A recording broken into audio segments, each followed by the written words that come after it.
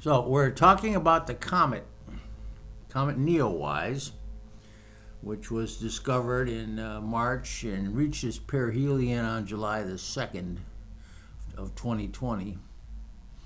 And the perhelion happened to be in 29, 45 more or less of Gemini, just almost to zero of Cancer. Zero of Cancer being a cardinal point and very important in mundane astrology. With the Uranian astrologers, zero of Cancer is the most important point, even more important than zero of Aries. But anyhow, about the time of the summer solstice, you also had the moon coming into play in conjunction with the sun. So you had a conjunction or a new moon of the sun and moon at also zero of Cancer. So you have your zero of Cancer, and that was zero and change of Cancer, into Cancer. So from the 0 point, you have the perhelion of the comet, which is just a point at which the comet reaches the closest point to the sun, and you have within 2 weeks earlier, you have the new moon at the same time as the summer solstice in the same place. So you have like a conjunction of all these mathematical points.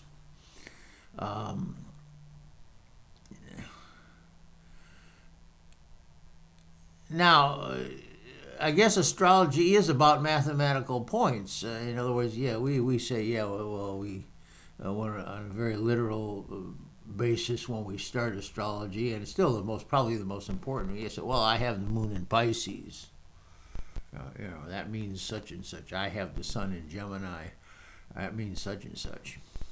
But as we get on, we start talking about angles. Oh, well, this planet makes a 120-degree angle to the sun. And then as we get further along, we start talking about midpoints, where there is actually nothing there, but it's the midpoint of the sun and the moon. The sun and the moon are equidistant from this place on the zodiac. Well, then guess what? When Mars, by transit or comes along and occupies that spot, bingo, something happens. But the point being that there are points that are empty, you might say, of actual physical planets, but they're setting up a potential electric charge. I mean, gravitational point. I'm not a good enough physicist to tell you what it is, and as far as I know, Jandro, who was a very good astrologer and an electrical engineer back in the 30s, thought that it had a lot to do with electromagnetic induction, whatever that is, but they'll just call them magnetic points, and as created by the planets moving through the electrical field of the sun.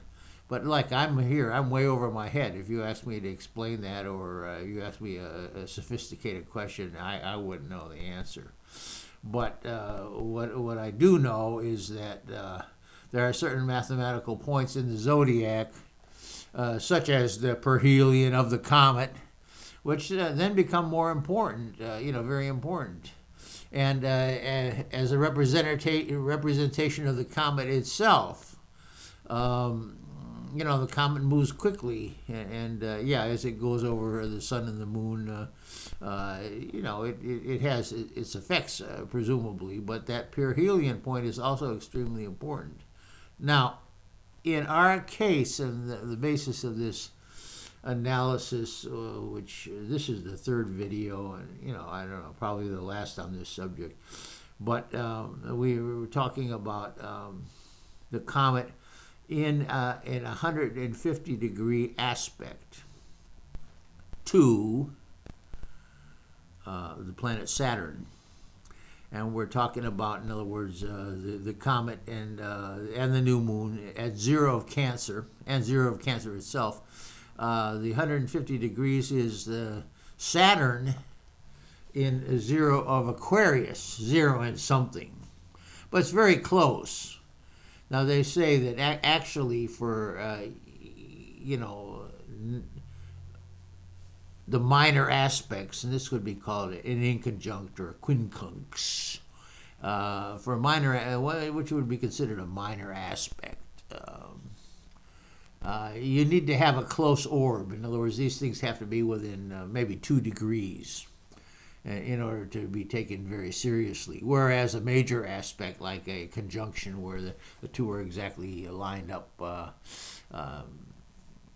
in the zodiac, you could take a wider orb. In other words, when it comes within 6 degrees, let's say, some people count that as an aspect. Or at the time you're born, let's say the sun is in 1 of Cancer and the Venus is in 7 of Cancer.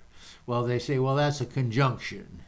It's within a 6 degree orb. Well, most of you astrologers know that, so I won't belabor. Anyway, minor aspect. Now, here's the thing, though. Sometimes these minor aspects aren't so minor. If you have 2 inconjuncts, and I've heard people say even if you just had the 1, they call that the finger of God configuration, which sounds big, like a big deal, right? Mainly it's a 150 degree aspect going this way towards, and 150 degree aspect going this way from, let's say, 0 Cancer. And that would put 60 degrees between these 2 points. And the midpoint of that would be exactly across from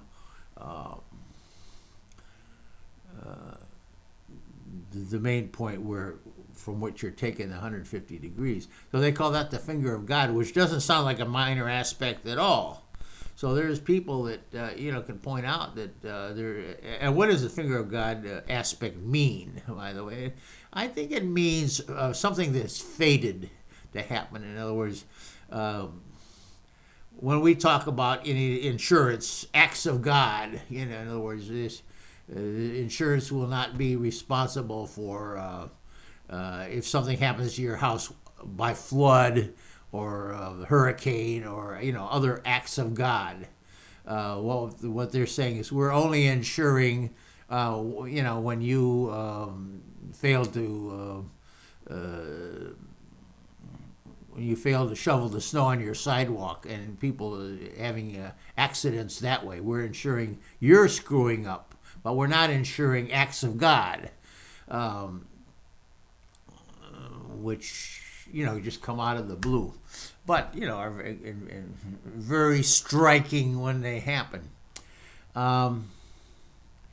Back to point 1. Here we have the perhelion of the comet, which I'm taking to be the comet, making a 150 degree angle to Saturn. Now, as seen from, if you were to rotate, remember we had this famous drawing here. If we were to rotate the comet, which is here, well, it's exactly backwards as I see it here.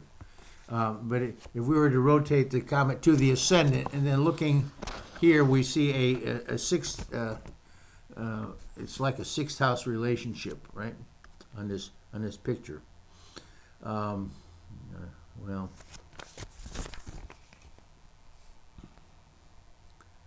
rotating the ascendant here. All right, right where this finger is. If that's the ascendant, and that's the horoscope, then this would be the 8th house. And that's the way I calculate it. From the ascendant, and at 0 Cancer, we're rotating that. And we count around. 0 Capricorn would be the opposition, and then 0 of Aquarius would be the 8th house.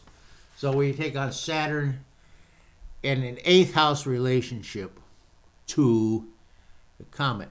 Now let's just say the comet is pure energy, because we don't really know what that comet stands for. Pure energy, so much energy that it's going to be destructive. In other words, more energy than you and I could handle, or even the planet could handle. So it's bringing all this energy.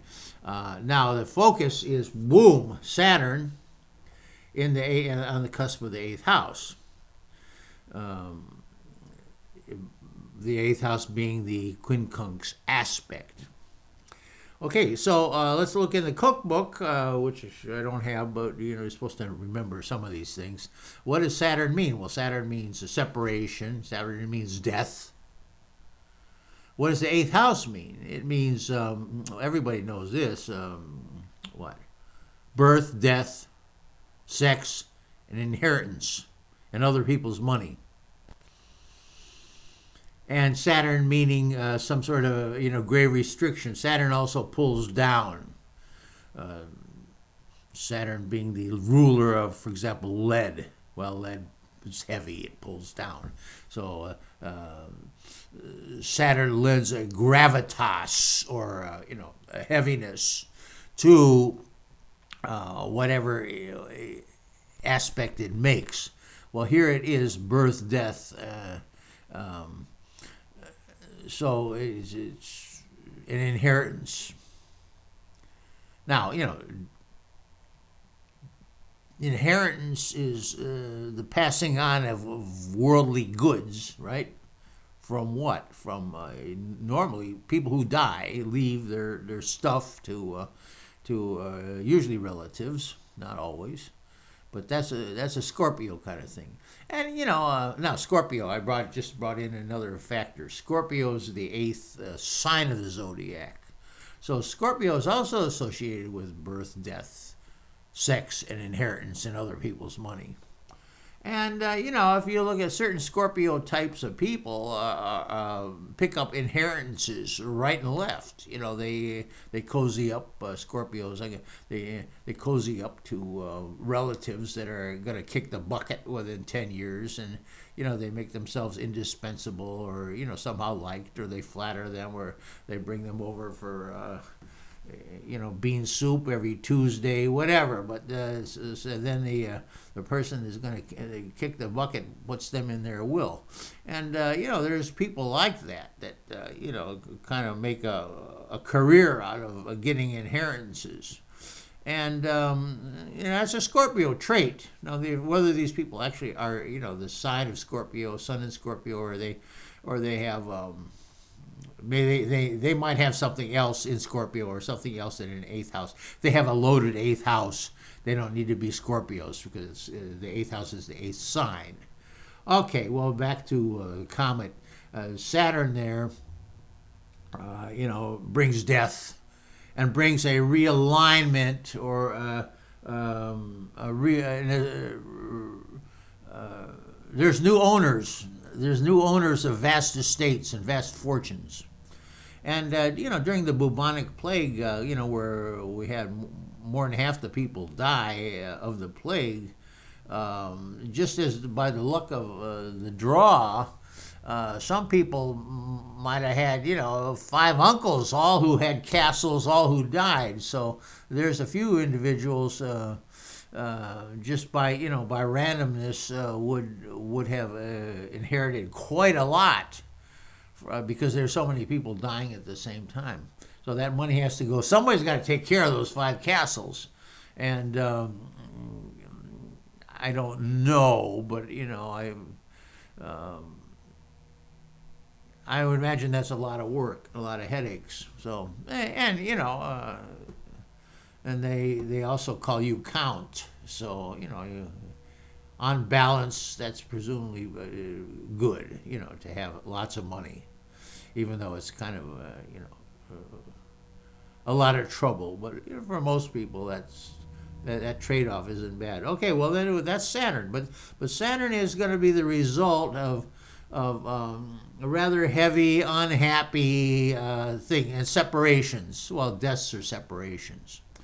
Now, if we were to take this same chart, and I don't want to screw around with this again, but if we were to rotate Saturn to the ascendant, then we would find the comet in the sixth house position, which would be the other inconjunct or quincunx.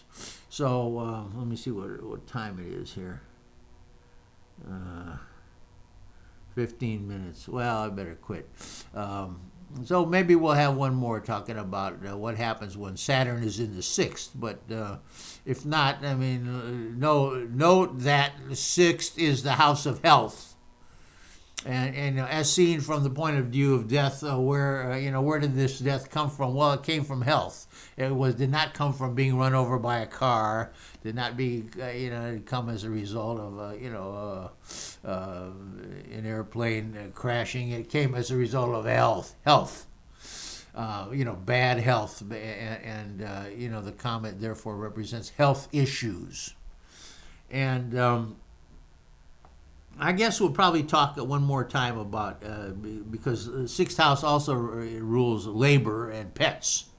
And we'll have another talk about maybe the intransigence of the working class, or the disloyalty of servants next time. In other words, further social implications of the disease, the pestilence, the plague. I guess we would call it the plague, the pandemic that engulfs the society will create certain attitudes among the servants, for example. Well, it creates attitudes among other people, but since it's the sixth house, we're more concerned. The attitudes of the laboring classes. So that's part 4. I guess we're going to have part 4 next time. Thank you.